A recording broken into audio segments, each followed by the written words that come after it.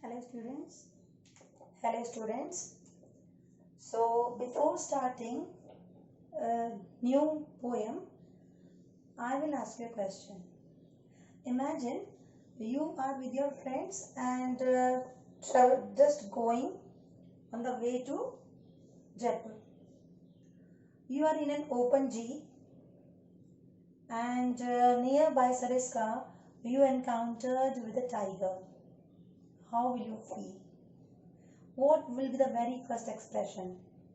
Obviously, you all will scream. But the same tiger, when you see in the zoo, or you had seen in the zoo first time in your childhood, that time you might have given such kind of expression, wow, oh God, tiger, here. So this is difference. Difference that a tiger in a zoo and a tiger in the forest.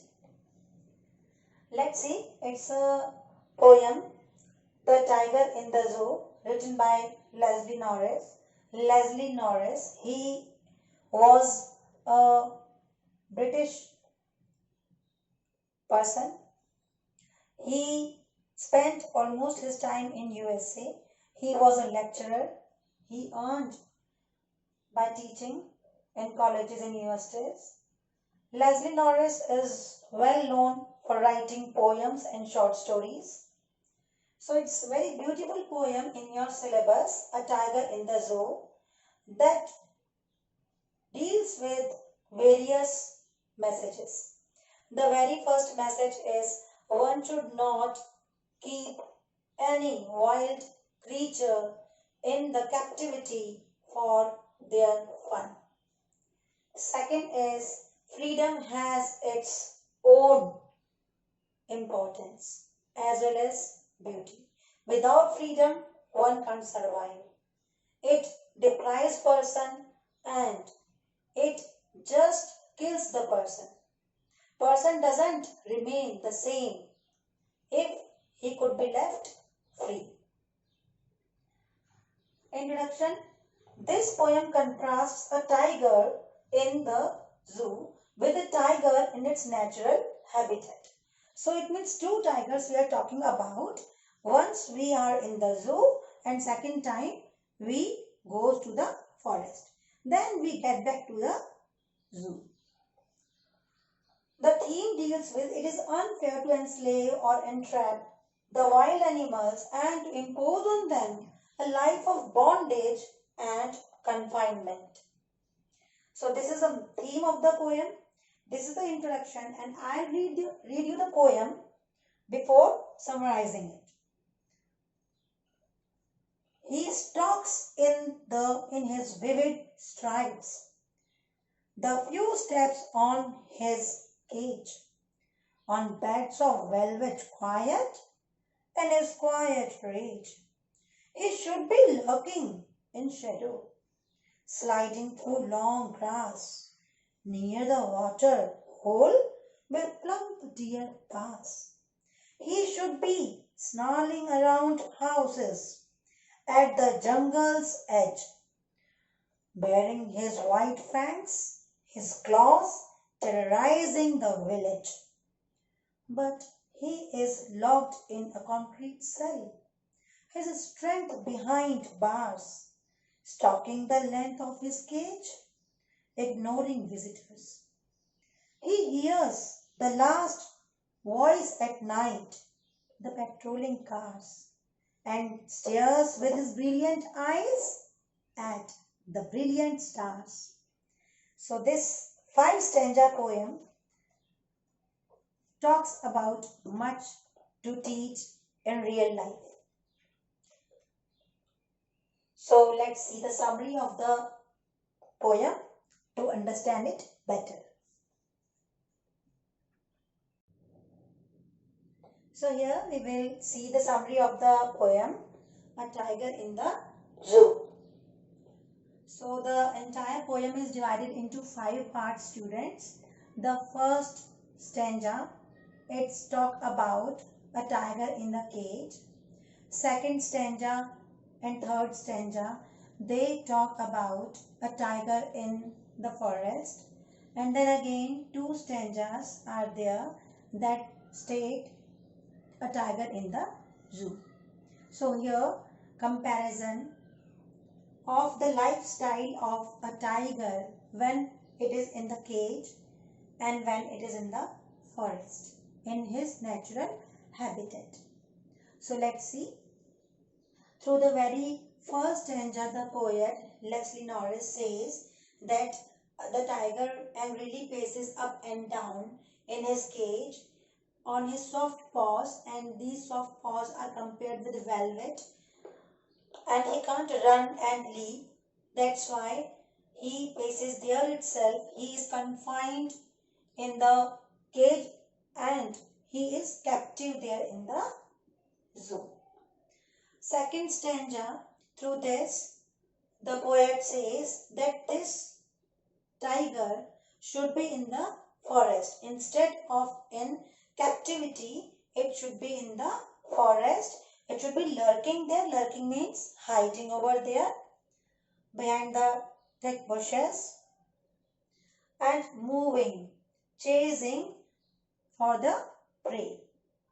So it must be in the forest living its natural life, and it can be around any water body where other animals do come to drink water, and they can there easily he can attack upon them to make them his prey. He should be making angry ferocious sound, it says in the third stanza. The poet says instead of there in the cage in the zoo, it should be there in the forest, and he should be making angry ferocious sound. He must roar there. Baring his white teeth, he should cause terror with his sharp claws. So such a ferocious animal must be furious there in the forest, and nearby villages in the outskirt of the forest itself, whatever villages are there, there he can easily create terror with his roaring sound, baring white teeth and sharp claws. But he is in the cell. In the next stanza, second last stanza, the poet says that unfortunately it is not there in the forest, it is in the cage. And in the cage, instead of such kind of ferocious animal, it is helpless. He is indifferent to the visitors who come to see him. And as it is kind of slavery, it is bondage over there in the cage. That's why natural character of the tiger is changed. It is indifferent to the visitors who come to see him. It doesn't create any terror to them. It doesn't create any fear to them, because it is kept over there as a source of fun. In the last stanza, it says, his dull and miserable day come to an end. And when he experiences such kind of dull and miserable day, what he does, he listens to the patrolling cars. Patrolling cars comes over there before retiring to check finally everything is safe or not. So he listens to the patrolling cars, looks at the bright stars with his bright eyes. So here listens to the patrolling cars means his day is ended. It was quite dull and miserable to be in the cage and just a source of fun for others. It's kind of an entertainment for human being, but it was but miserable life for a tiger, one who is in the cage. Looks at the bright stars with his bright eyes. It's very important, students.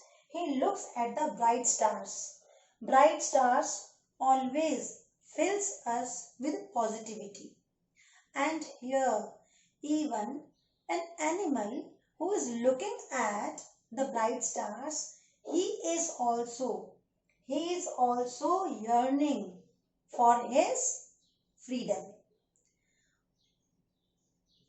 looks at the bright stars with his bright eyes. It is quite dark, it is very dark, so his eyes shines in darkness. And when his eye shines in darkness, he looks at the bright stars. He expresses through his bright eyes that one day he would be free. Somewhere he is longing for his freedom because he is a captive. We have been in four walls since the month of March, and we can easily feel this pain, these pangs of freedom we can easily feel, because we also wish to have such kind of life where freedom stay and we easily enjoy that. So here his bright eyes express his longingness for freedom. So one must not keep the wild animals in the cage for entertainment. Thank you, students.